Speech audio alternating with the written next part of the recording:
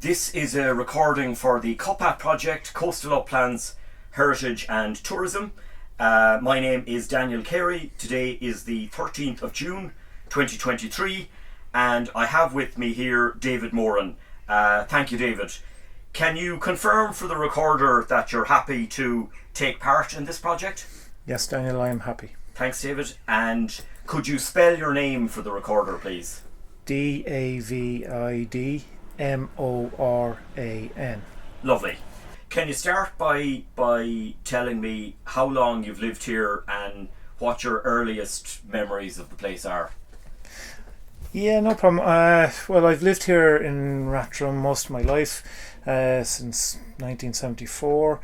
My father is originally from West Wicklow and my mother's from Limerick, and they met in Dublin, and then my father moved down here to work for the local authority, where my mother before that had been working in the Dáil until I was born. And then, like all jobs back then, when women had to give up their placement of work. So yeah, I've been living here since in Rathdrum, just outside of Rathdrum, since 1974. We live just about 5-7 minute drive from Rathdrum itself. We live out in the countryside, very rural area.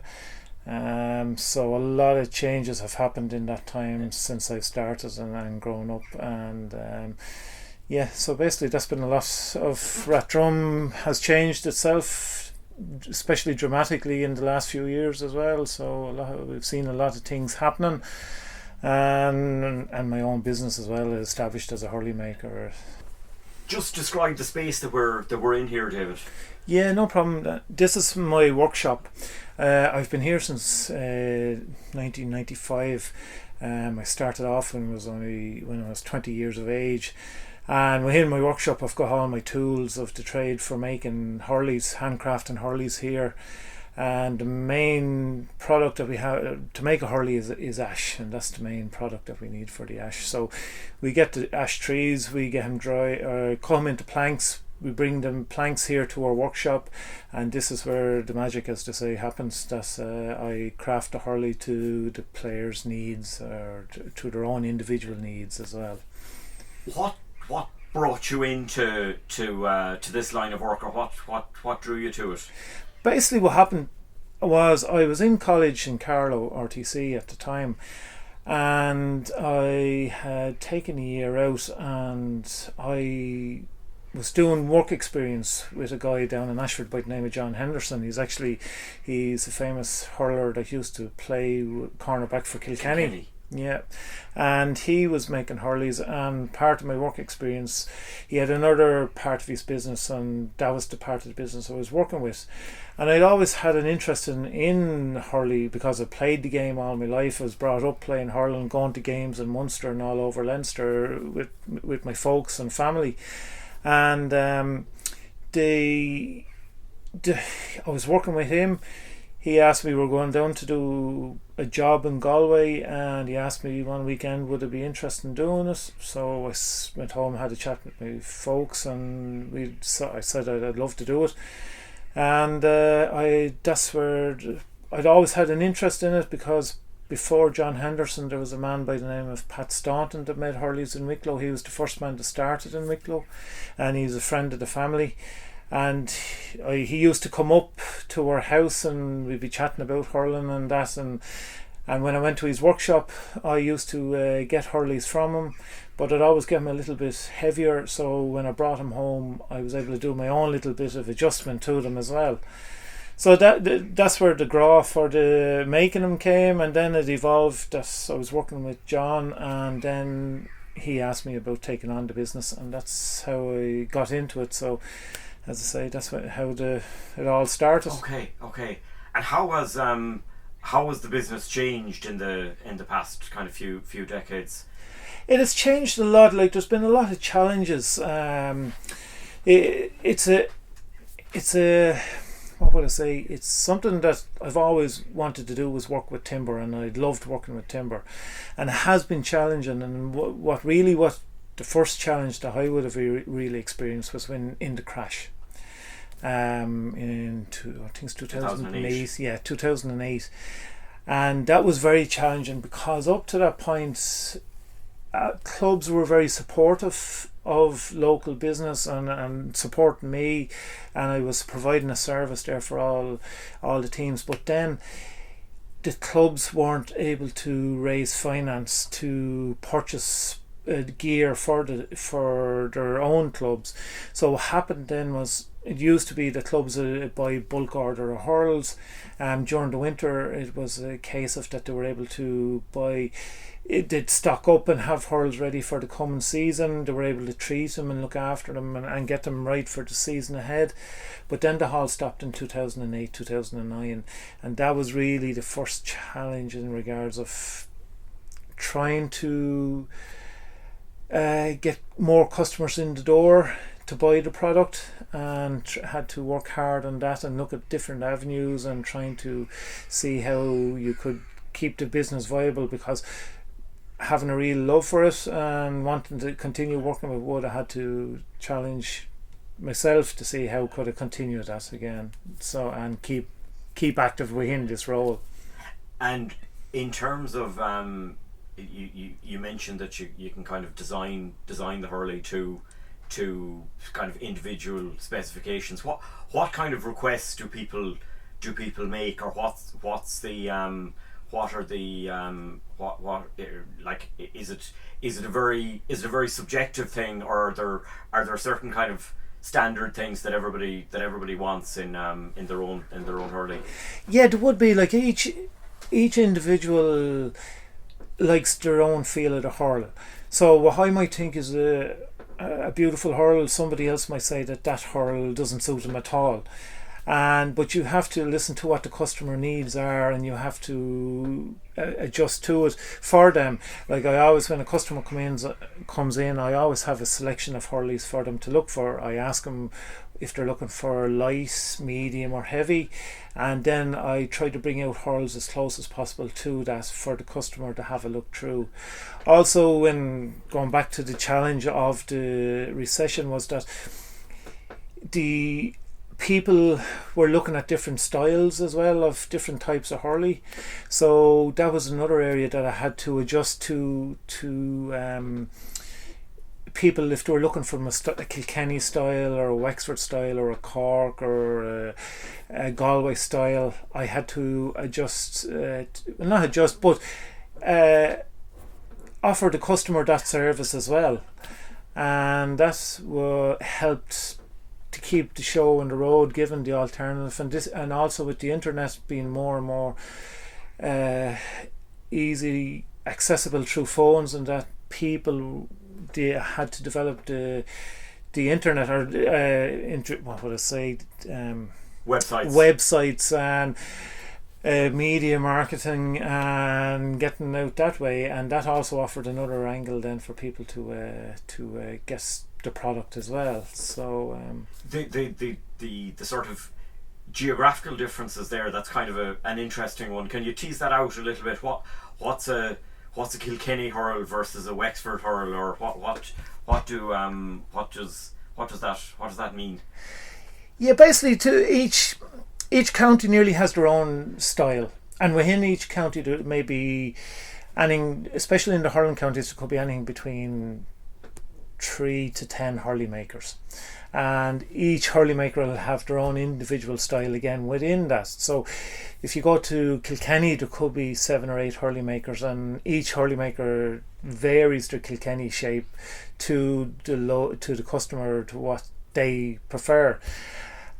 So that's, and say down in Kilkenny they tend to like a lighter hurl, where in Wexford they prefer a little bit more timber in the hurl.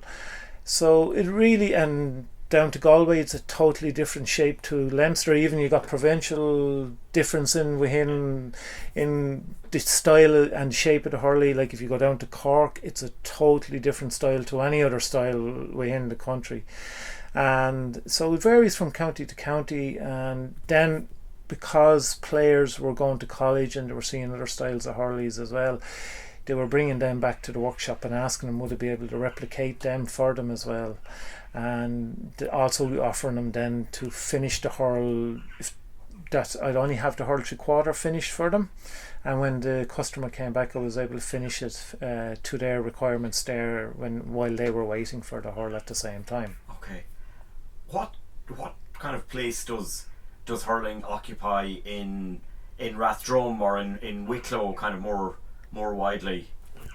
Hurling, it's really, like one of the, like, we've only got Charles Stewart Parnell. His estate is just only about 2 minutes drive from here, and he's one of the patrons of the GAA when it first established. So Avondale is the name of the local club. It is one of probably the oldest clubs in the country, because it was established in 1888, which was 4 years after the establishment of the GAA, and with Charles Stewart Parnell being involved, there's a lot of heritage locally for the GAA and what hurling is within the area.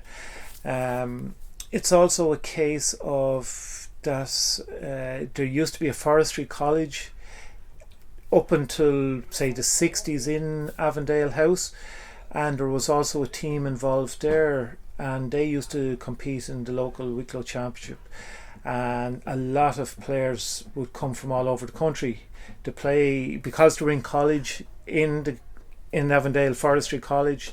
They used to play locally in the championship as well, because they weren't able to get back to their own counties as easily as it is in today's terms with transport. So that's a little bit of history to the area. In regards of Avondale, it used to be, well, it is still known as the Kingpins of Hurling of Wicklow, but in recent times the hurling isn't as popular locally as what it used to be, but that's just places evolving, and but I'm involved with the local hurling club. I played hurling most of my life with Avondale. I also played with the county team for a good while, and then due to we couldn't afford to buy locally, so we moved down to Wexford, me and my wife, and we bought a house down there, and I played down in Buffer's Alley for a while as well. So, but now I'm living back locally again, and I'm back coaching with the local teams here. My two sons are involved with Avondale, so I'm helping coaching back again, so it's nearly full circle again. Yes.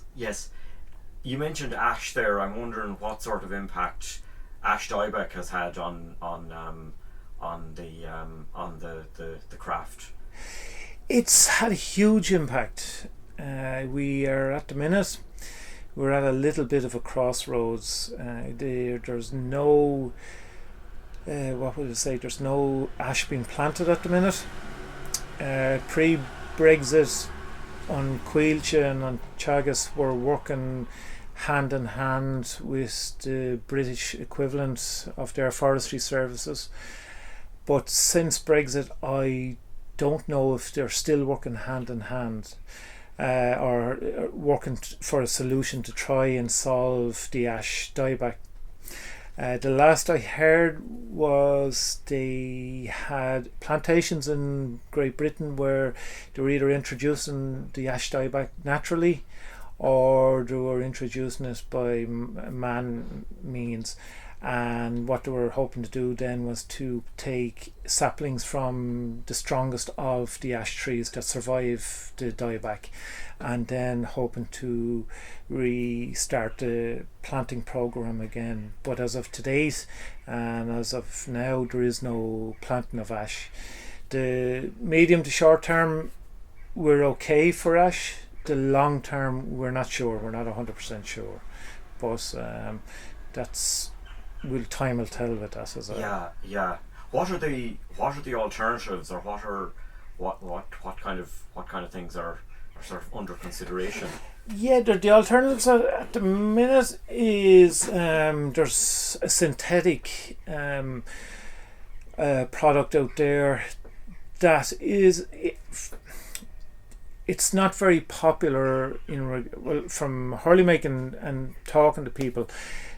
It's okay, but they're not entirely happy with it. They far prefer the ash hurley because it's more suitable from the point of view for stopping ball and skill wise and everything, where the synthetic it's man-made and is uniformal, where with the hurley it's made to the customer's needs or specifications.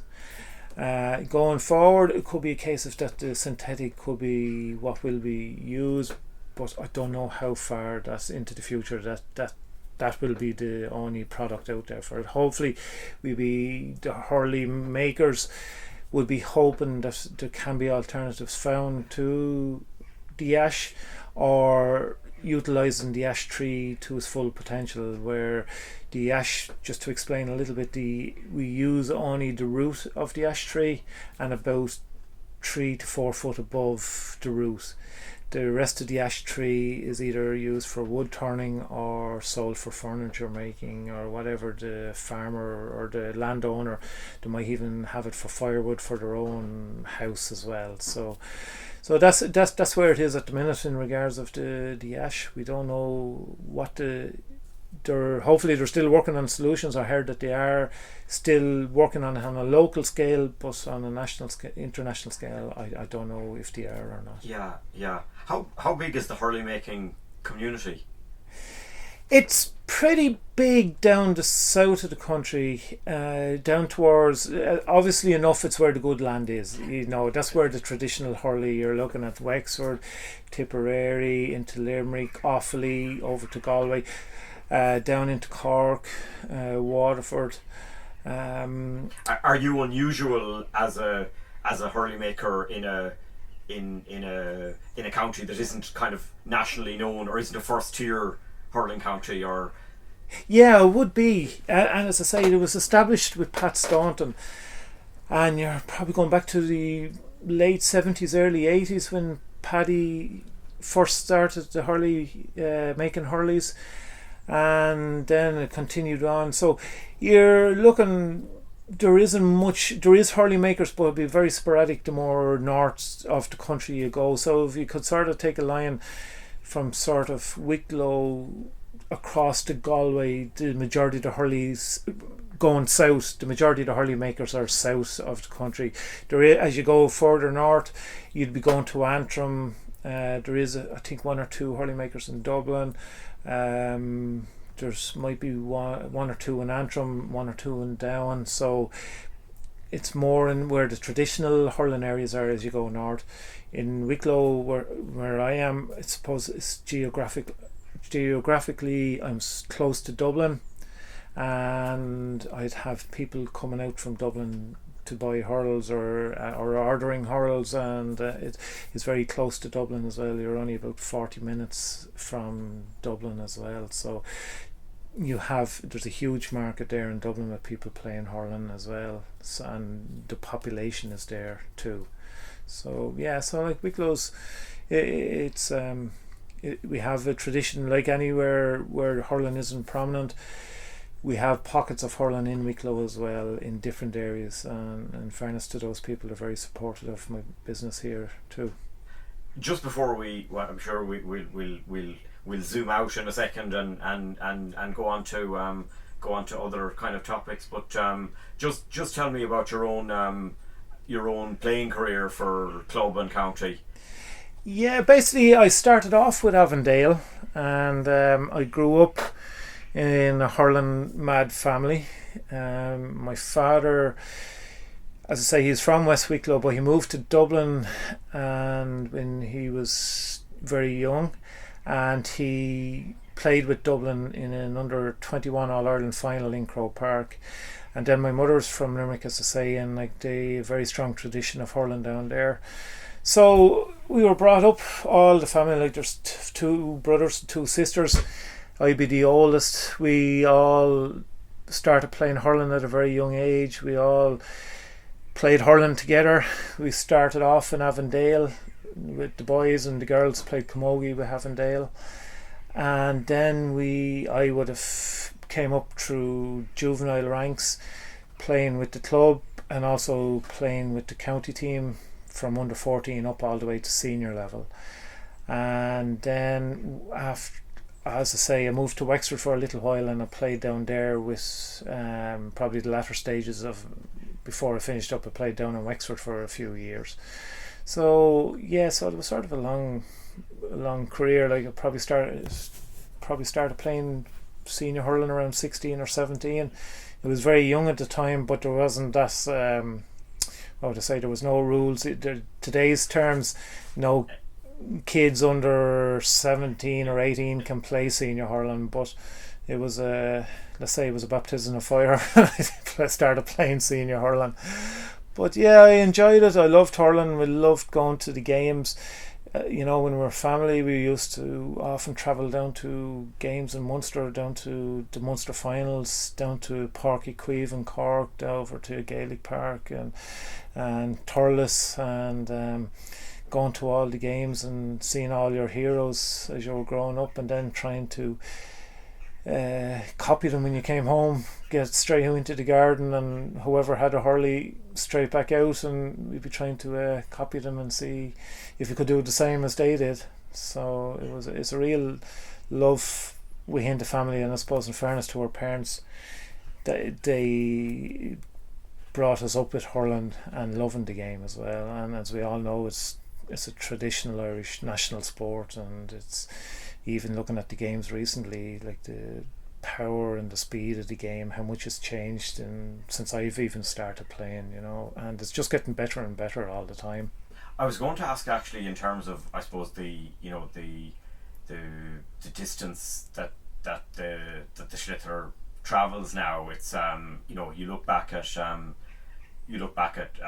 footage from, you know, even the 90s and noughties, and it's you know, the notion that you see someone who's free within their own half, and there's almost an expectation now that they'll score if they're in the middle of the field. It's it's interesting how much has changed.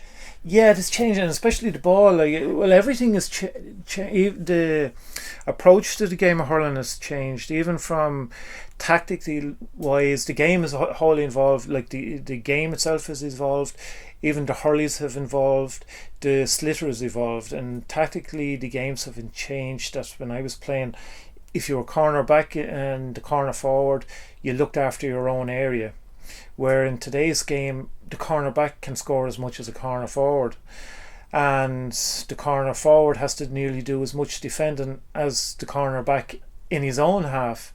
So, and the game is sped up a lot. The way the hurleys have changed, the hurley used to be really like, it used to be like a hockey stick type.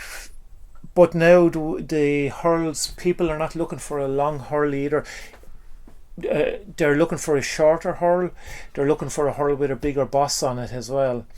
And part of that is about holding on to possession. When I started playing senior hurling, I was using a 37-inch, and by the time I came back to finish near my end of my career, I was using a 35-inch, and it was because the game had changed so much. There was back when I first started off, everything was move the ball as quick as you can, hit it on the ground, overhead, and that's why you had the longer hurl for ground hurling. Where in today's term, there's very little ground hurling. It's all about trapping the ball, gaining possession, holding possession, hand passing, short strikes, and that's part of why the hurleys got shorter. Is so they can shorter swing, and also the bigger boss allows them to control the ball better on the pitch as well. I'm sure we'll come back to hurling, but I'm conscious we could end up having a long conversation exclusively devoted to hurling, and we have other topics to cover. Something you said earlier on struck me about the kind of amount of change that you've seen in Rathdrum, and particularly in recent times. Can you say a little bit more about that? Yeah, no, 100%. Like, even Rathdrum, a little bit during the boom time was passed by. There wasn't that much development in Rathdrum. A few housing estates were built, but not to the degree in a lot of other towns. Then probably in the last 5-8 years, a lot of changes have developed in Rathdrum. Say about 8 years ago, I think there was the guts of about 800 houses for planning permission were applied for, and those houses have been built over the last 3-4 years, and I'd say at least 500 houses have been built in Rathdrum, which is a huge increase in the local area. So it has changed a lot in regards to, there's a lot of new people coming into the area. It's very much a commuter town where it wasn't before. There's the local train station, which has helped people as in regards of if they want to get a train, if they're working Dublin wise. But also I suppose with the change with COVID, and that COVID has helped people that they can work from home now, and they don't need to be travelling to Dublin or wherever their work is as far. Also in the local area, a lot of amenities is after springing up. There's one local amenity, or three you could say, that's bringing a lot of people to the area. You're looking at Avondale House, as I mentioned earlier before. There's Beyond the Trees, has after been established. It was actually opened this time last year, and it's bringing a lot of tourists to the area, and even to people just coming, visiting, going out, seeing the boardwalk, going in, walking through the trees, even going for a walk around Avondale House before. And me with my family, we used to do that a lot beforehand, and now we see there's a lot more people actually doing it, and where it used to be very quiet, you'd go out, but now there's a lot more people going to Avondale House and seeing what it has to offer. Also, there's Hidden Valley, which is a local caravan park, and it's after bringing a lot of tourist people to stay within the area as well. And it's very close, as I was saying earlier, it's about 40-50 minutes from Dublin. A lot of people come to it. Even I had a customer in today that's come up from Kerry to stay in Hidden Valley, and they were in getting a couple of hurleys today to go down and have a puck around, and they're here. So that's all helping, bringing people to the local area. And in fairness to the people down there, they've put in a lot of facilities, they've put in a lot of money and upgraded it to being probably, I think it's been voted in the top 3 destinations within Ireland for camping. And then also out the road towards Lara, we have Lara Fun Park, and that has been always a great day place for people to go bring their kids and families, because it's like a water park with amusements in it. So that has brought a lot of people to the area as well. And also we're very close to Glendalough, which is within the top 3 visitor sites in the country as well. So there's a lot of amenities, and it's a very picturesque place around Wicklow.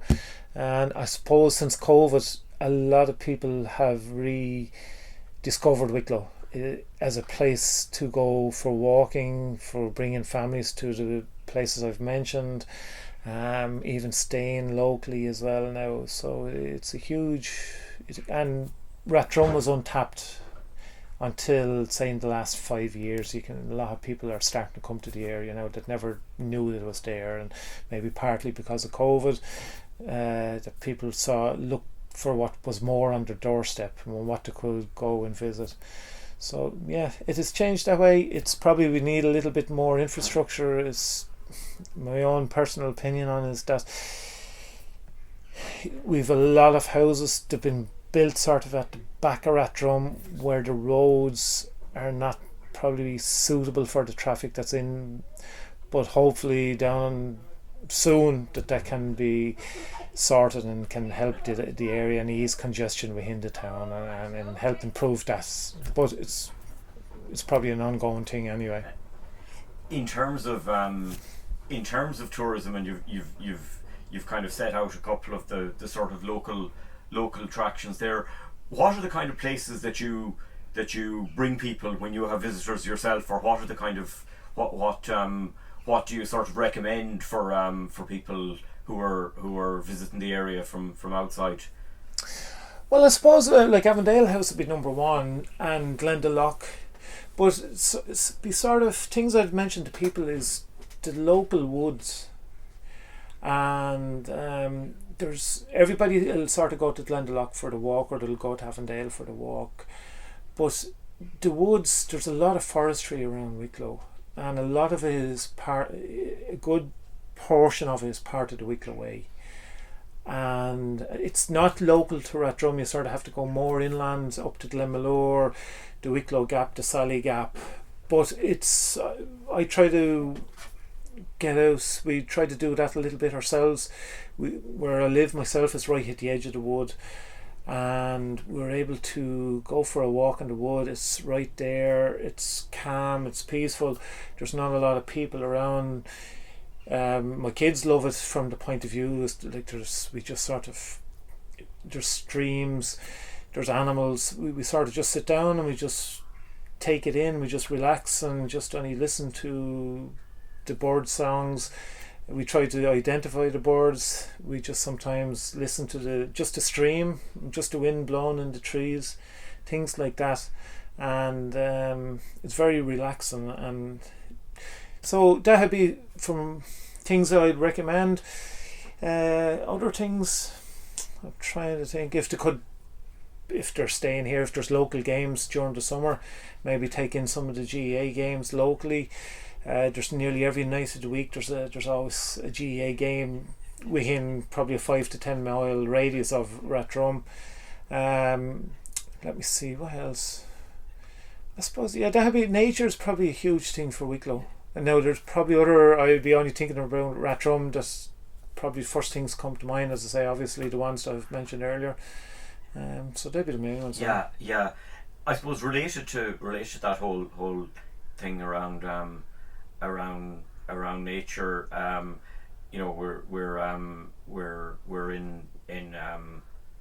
We're in a country with the mountains sort of run almost the full length or beyond of the county.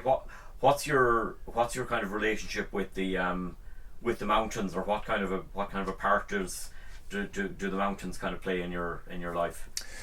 Well, I suppose like it's really in Wicklow we're sort of divided, as you say, down the middle with East and West Wicklow, and from a sporting point of view, like it's very much the east side play nearly the teams on the east side, and the west teams play the west side. So that'd be sort of there is a little bit of a divide there, that it's people don't travel east to west or west to east very much, because if people need to go to the shops, they're more staying locally, or if they need to go to Dublin, to go up the N81, where the people on the east side go up the N11 or M50. So that's in regards of the mountains itself. I suppose it's a case of it's the scenery of them, and in regards of having it on our doorstep and able to access it there. And I know I'm just mentioning COVID, but really and honestly, it's there for people to experience, and it doesn't cost a lot to, it only costs to come down to wherever you're from and just go out. And like, I suppose one experience of the Wicklow Mountains I had was during one of the lockdowns. I was fortunate enough that we were able to travel to Glendalough, and I got to experience one morning. The kids were in school, okay, but we weren't able to travel too far. And after I left the kids off to school, I was able to go out to Glendalough, and there's a walk out there called the Spink. And there was nobody in Glendalough. Glendalough generally is a very busy spot with tourists, but I was able to do the Spink, and I only met one person out there who was working there. But the experience of just only you could see White St. Kevin peaked it, and just not to hear you couldn't hear anything. It was just nature itself at its quietest, and you're going over the Spink and all the animals, like the deer in the mountains, and nobody disturbing. They're not easily spooked by people, but they were nearly looking at you to say, where has all the people gone? And so that was one. It was a good experience to have during COVID, and probably one that's that you have for the rest of your life. That's you were able to experience that, and just the peacefulness of it. And I suppose that's the thing about the mountains. If you're able to find that little area and just only go and enjoy it, it's very much what sometimes we forget to do. What about local history? Is that something you took an interest in, or was it something that your parents or your teachers would have kind of passed on? Not really. I suppose with my family coming from outside, not coming from the area, I was always interested in history, but it'd be probably more national history. I suppose, it's funny as you get older, the things that you think about what happened locally. I suppose, like with Parnell, and that brings its own history. But it's something that's probably has interested me that I need to look into a little bit. Is like if you look at the train service coming down the east coast of Ireland, it's nearly on a straight line the whole way from the north of Ireland as it comes across the border all the way down to Wexford. And the only place that it deviates comes inland, is into Rathdrum, and back down through the Vale of Avoca, down by the wooden bridge, and back down into Arklow, and then it continues along the east coast as well. So that is some. I've tried to find out a little bit of history of why that is, and from the bit I have found out, about a mile outside of Rathdrum, there's an old house, and it used to be an old station house. And what I can gather is that that used to be the last stop for Rathdrum, and the train then continued back into Wicklow town. But from what I can gather is Rathdrum used to be a huge market town. Because it's in the centre of the town, it's not too far away from the Wicklow Mountains, and also it's not too far from the south of Wicklow and the north of Wicklow. And a lot of people used to bring their cattle and sheep to sell them here in Rathdrum. And there's a lot of old tracks that have been there donkey's years, where farmers used to bring their cattle across the mountains or bring them up the valleys to Rathdrum to sell them. And also Rathdrum used to have a bank in the town, and I think it was one of the oldest banks in Ireland because of that market. But also the railway station stopped outside of Rathdrum, and I think it used to either ferry to transport the cattle into Rathdrum, or the livestock into Rathdrum for selling, or out of Rathdrum to the ports for selling around Ireland, or to the ports for selling abroad. So that's a little bit about Rathdrum. A little bit more history I'd like to find out. But then eventually they continued the railway track into Rathdrum and continued it down through the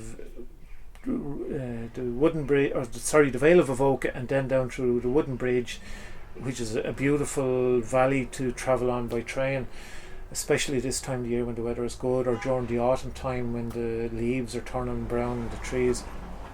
And it's a lovely train to travel on down as you're going south or coming north either as well.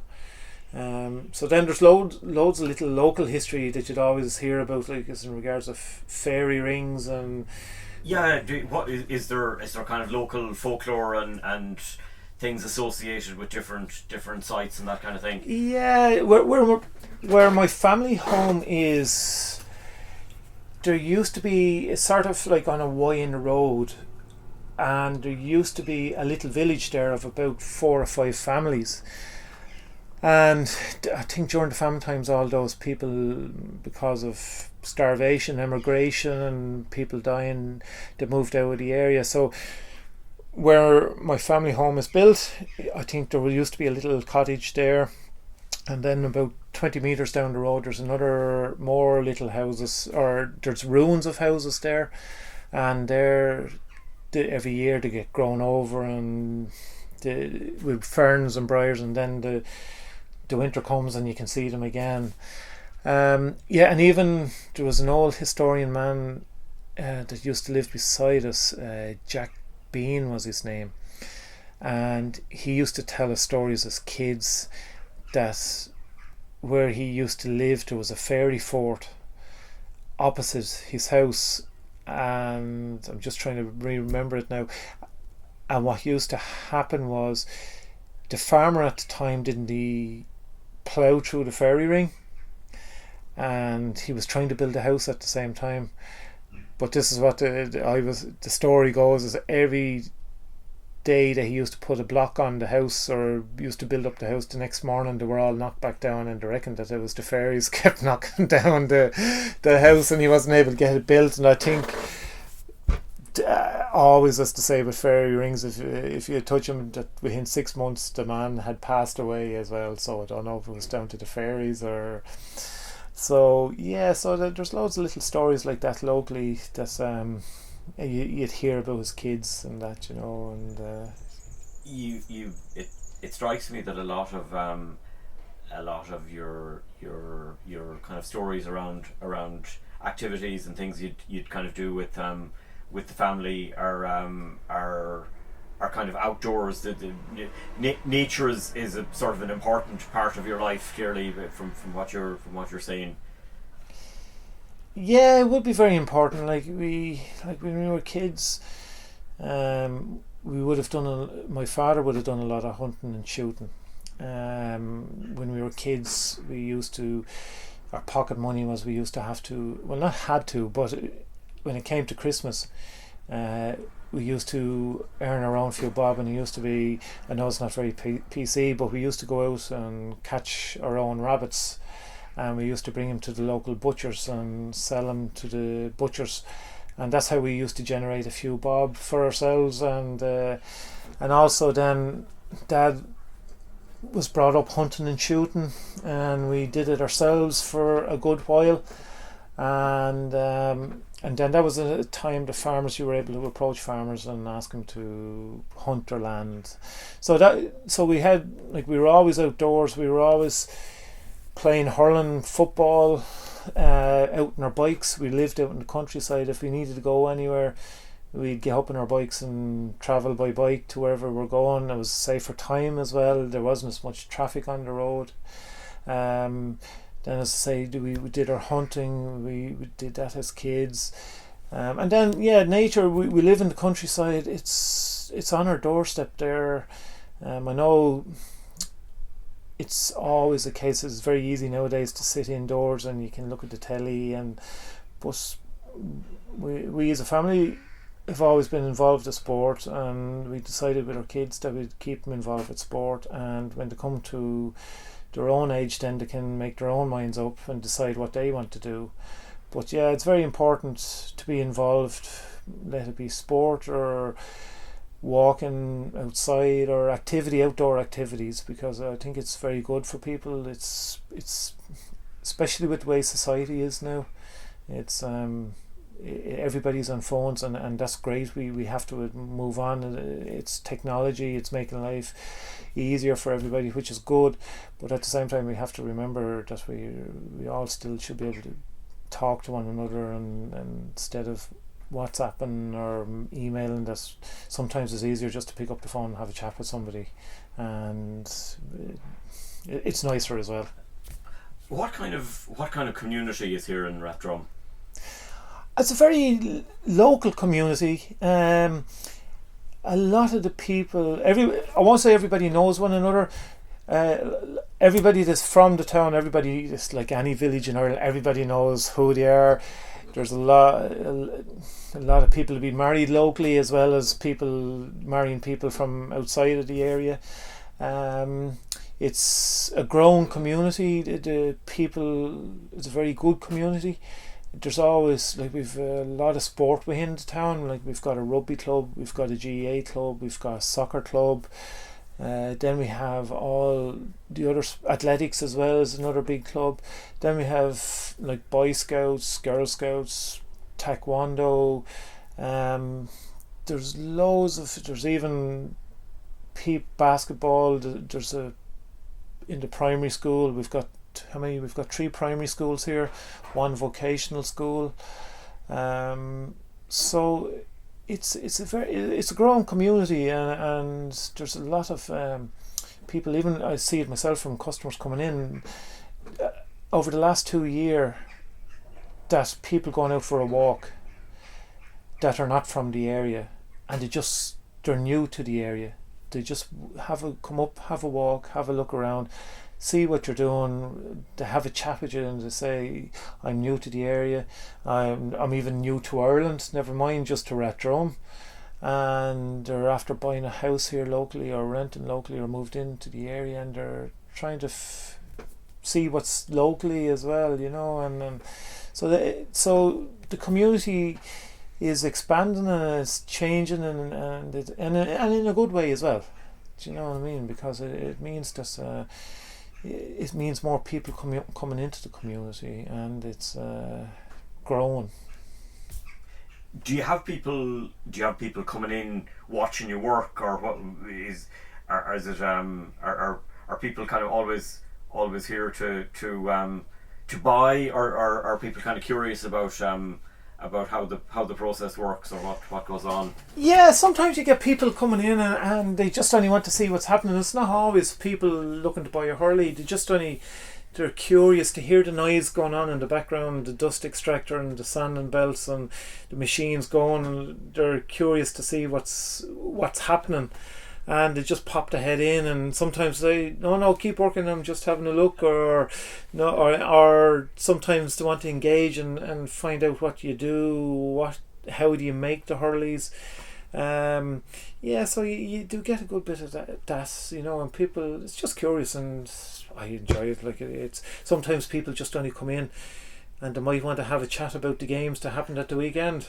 They just only last weekend, like we had the Leinster final with Galway and Kilkenny, and then we had Clare and Limerick in the Munster final, and you find people just want to come in and have a little bit of a chat about it, and just only what do you think of it and what they think of it, and sometimes to be giving them about a referee, and sometimes they wouldn't, or so you have everybody, like this curious just popping their head in, having a chat, and then you get back to work again. How long does the whole kind of process take, or is that a how long is a piece of string question? Well, I suppose if you're talking about from start to finish, like when you take down the tree, you have to go in, select the tree, cut it down, bring it to the sawmill. So that in itself is all laborious jobs, dangerous jobs as well, because you're working in the wood, you're working with chainsaws, tree felling. So then after that, you bring it to the sawmill, get it planked. So with me personally, I air dry the timber.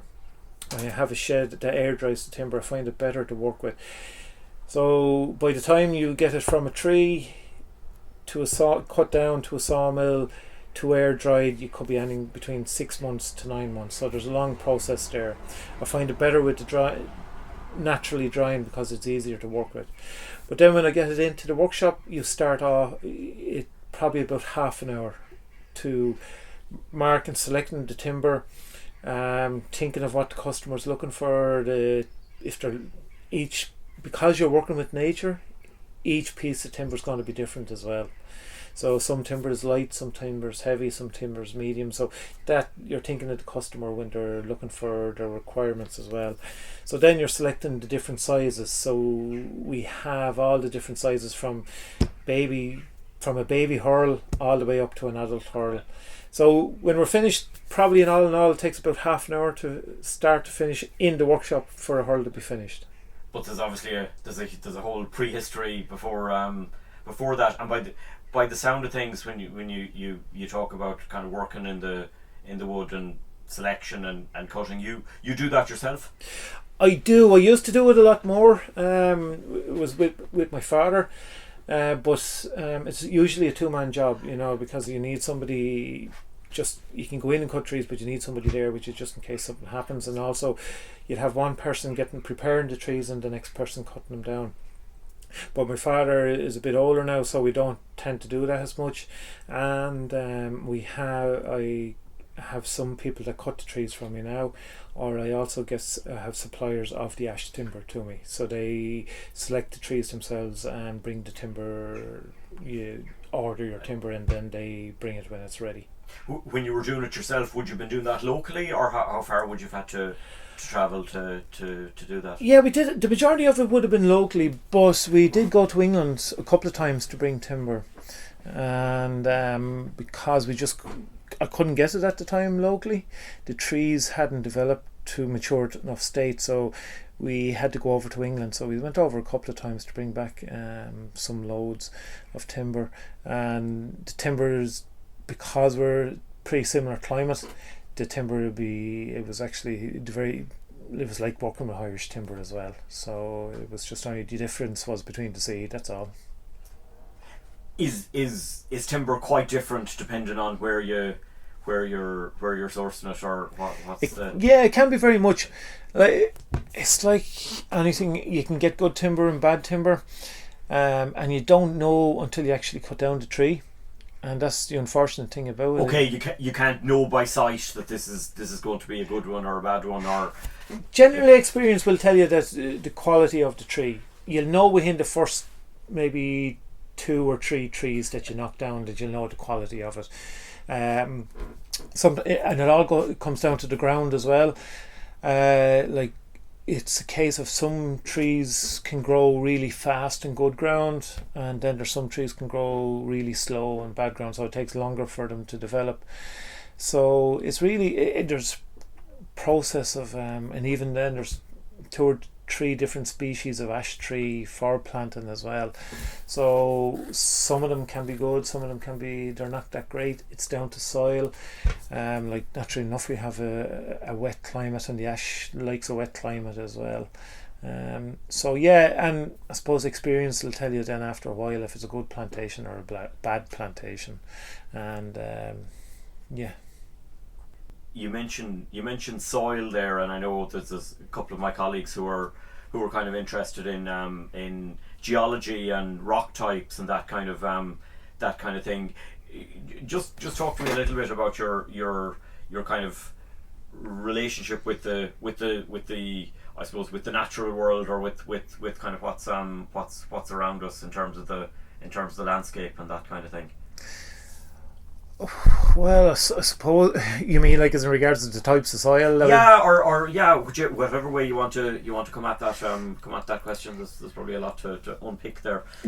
Yeah, I suppose in regards of the nature of soil, I wouldn't have a lot of experience. You'd have to come from a farming background to understand the soil. I'd understand the closer you come to the sea, the richer the soil would be, because naturally enough, Wicklow, through the ice age, a lot of the valleys were cut out by the ice age, and they would have deposited, as they melted, a lot of the good soil would have been deposited down towards more coastal land.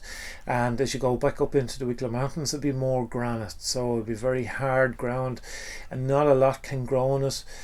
Like if you go up around the Wicklow Gap, Sally Gap, it's bogland, but there's granite in the mountain itself, and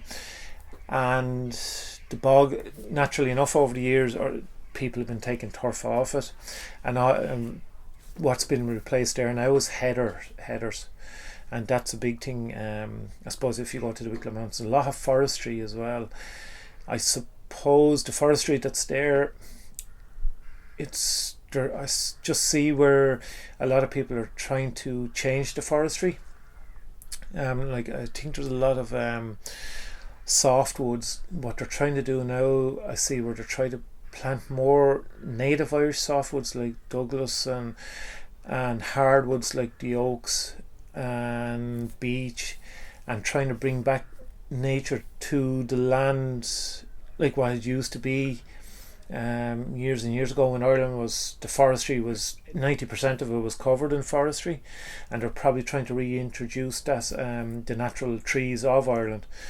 So hopefully that will continue, and it will lead to probably nicer woods. Like there's one wood practically probably half a mile from me. It's called Crony Bordenwood, and it's all oak woods in it.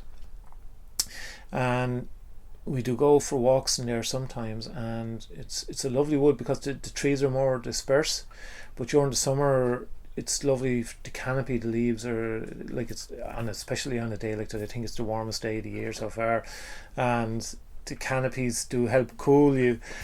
And also in that wood itself, woodpeckers have been discovered in it, so it's been nice to be able to go over and experience that nature side of things. So that just goes to show, if you have the right environment, that you will get back the nature that has been lost to Ireland. And even we're locally, when you're talking about nature, it's just things that you see, like even the pine marten is local to is very much around locally here in the woods. Is very elusive animal, but it is a case of that you do see it. And we've been fortunate enough, even yesterday when myself and my son, we were driving to a game, and local to us we saw a pine marten crossing the road, which is in itself is a great thing, because grey squirrels have been huge influx of them, and the red squirrel was starting to die out around locally. And I've seen it from the pine marten point of view. I don't see many grey squirrels. There was one part stretch of the road when I was going home, you'd at least see 2 or 3 grey squirrels on a continuous basis, and in the last 5 or 6 years I've seen the red squirrel more there. And part of that, I'd say, is the pine marten has killing the grey squirrel, and the red squirrel is allowed to reintroduce itself to the area and find its footing back in our natural history again, or nature again, should I say, natural nature again. So, which is good to see. You mentioned COVID a couple of times there, and I'm guessing in a lot of communities it seems like the travel restrictions maybe opened people's eyes to kind of what was on their doorstep and sort of available locally. Would that have been the case kind of within the town and its environs as well, or?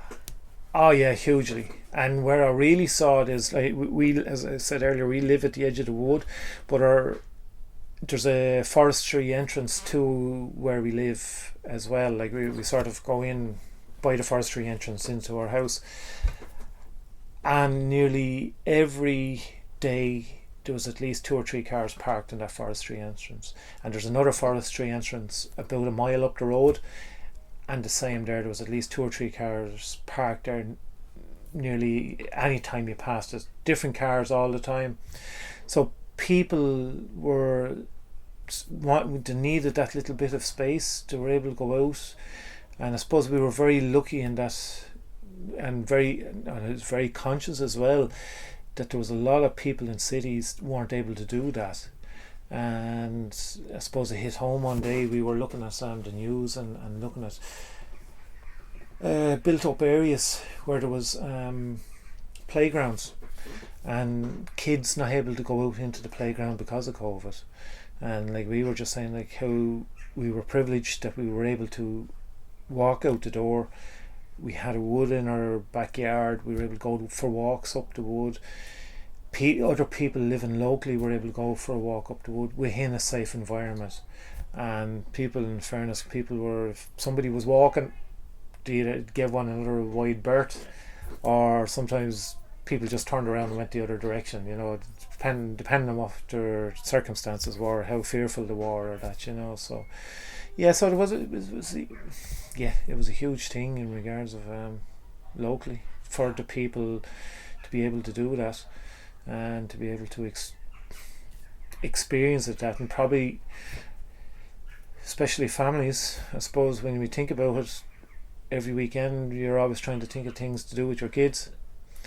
And I suppose that's what people we go to the local play zone or kiddie zone, or you had to be doing this or that. But when everybody had to stop, people just realised what's on their own doorstep, that they didn't have to be travelling anywhere. It was just there beside them. Now we all know that the kids love to go into the cinema and go into their fun factories into their playgrounds and all that, and that has to be done too.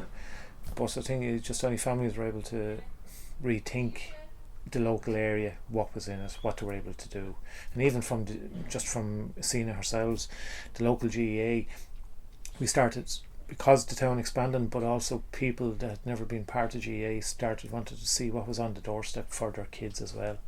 And they were able to bring them to the local GEA club or soccer club or rugby club, and everybody talking just to different sporting organisations in the town. Everybody could see a jump maybe of between 10 and 30% rising, people bringing their kids or getting involved in the local sports clubs or organisations, whatever was locally for them, which never happened before. So you mentioned that you've sort of gone back into coaching yourself. How have you found that? It's enjoyable. Yeah, it's very enjoyable. I love just giving that little bit back, but also the huge thing, it's just seeing a kid at the beginning of the year not being able to pick up a ball, or not being able to strike a ball, or not being able to hand pass a ball or kick a ball, and all of a sudden then during the year they start to be able to hand pass the ball, or they're able to strike the ball with the hurley, or they're able to kick the ball out of their hand, and you can nearly see that light bulb moment happening for the kid, and the experience, and this is what we've been practicing, or this is how we're training, and that to me, that's the best thing about coaching the kids. It's not about winning to me. It's about the kid for that first time developing or understanding how to strike a ball properly, or being able to kick a ball over a bar, or being able to hit it in the back of the net, or all those little things. But not a lot of people get to see it, and even sometimes parents mightn't get to see it because they're maybe in the background. But as a coach, you're able to see that little spark happening, and then they're able to go over and tell their parents about it, and then the parents get to see what they're talking about then. So yeah, from a coach point of view, that's huge. You can't buy it. Yeah. Are people maybe coming into the GA or getting their kind of first experience of the GA through their children as well? And I guess for maybe for people who are coming from outside, it's maybe a way as well that their children are making friendships, and that maybe their own kind of circle is able to grow as a result of that, or would that be the case? Oh no, hugely. There's one kid, there's kids joining us at different age levels. I'd be more involved with, say, under 10s, under 11s. But in the last 2 years, we've probably had 4 or 5 new kids that came in. Some of them have never played GEA. Some of them have played other sports, and because of what's locally, it's like anything with the kids. It's a case of whatever their friends are doing in school, and these new kids, they're in the local school, they're trying to make new friends, so they're trying to see what those kids are doing, so they're starting to interact in regards of, if they're doing sport, it's another avenue for them to get involved in, to get to know the kids within their own group better. And also from the parents' point of view, it means then the kids are starting to integrate into the area quickly, but also from the parents' point of view, they're starting to talk to other people that they don't know from the area, and it's sort of a connection is forming then. And that's about sport. It makes them, not makes them, but it introduces them to new people. And from the kids as well, it's lifelong experiences, that they're starting to play with a team, understand that everybody has to work together. If you lose, everybody loses together. If you win, everybody wins together. And also it's a case of the kids are developing at different stages. And just go back to what you say about coaching. That's where, as a coach, you have to be very patient, because some kids, it'll be more advanced than other kids, but sometimes the kid that might be take a little bit longer to learn the skills, it doesn't matter what sport it is, they might turn out the best player for you, because from the point of view of they've had to think harder about it, where the kid that is more natural or more skillful, as he gets older, he tends to try to, what would you say, he as the kids start to level out, they tend to catch up with one another. And I suppose it's a bit like in school as well. There's some kids, they might find a little bit harder subjects, and then as they get older, to start to excel or start to pick it up. And so you've got all that going on, and that's, I suppose, like with the parents getting involved, they're starting to understand what's happening in the local area as well, which is, it gives them a bit more insight to what's happening. And as I say, also introducing themselves to the new people within the town, local people as well. Is there such a thing as kind of too old to start, or what like how do kids who kind of come to it late kind of handle things? You mentioned patience there in terms of coaching. Yeah, well, I suppose, look, it's like, I suppose the most famous one is Sean O'Halpine. Like, he started when he was playing hurling at 12 years of age, and he went on to win All Irelands with Cork and captain Cork in an All Ireland. So it's down to the individual if they want to really get to know the skills of the game. We're there to, as you could say, as facilitators, to show them the skills, and to introduce them to the skills. We try to encourage them to practice the skills at home, and it allows them to probably enjoy the game a little bit more, because they're able to develop the skills themselves. So it's really, it's the age wise, I suppose the younger the better they start, but we tend, like, say, my approach to it is, if a kid wants to learn, we try to give them that little bit of extra time. If it's during a training session, I might take, if they're finding a little bit of difficulty, I might take them aside and just spend a few minutes extra with them. And sometimes I find that if you can't get through to them, that you're using your adult words, that they're finding it a little bit difficult to break it down. What I find is that if you get one of the stronger players to give them a hand, or the more competent player to able to explain it to them. And it's one thing about coaching kids, I always find, is that you have to be at their eye level, and that's where, if you get one of their peers with them, there's the same eye level. And what I try to do is, and they're all getting a little bit bigger now, but in the early days I used to be down on my knees the whole time, just at their level, because it can be sometimes, you might be intimidating to them, because you'd be taller than them, you'd be looking down on them, and you get a better, I always find you get a response when you come eye level with the kids. Have you had the same group up along, or? Yeah, practically, yeah. Like, it's my own son is involved with them, and there's probably 3 or 4 of us that have stayed with them, and that's generally what tends to happen within GAA circles. You go and coach your own kids, and you bring them along, and then you bring them to a certain stage, and then they have to go and do it themselves, so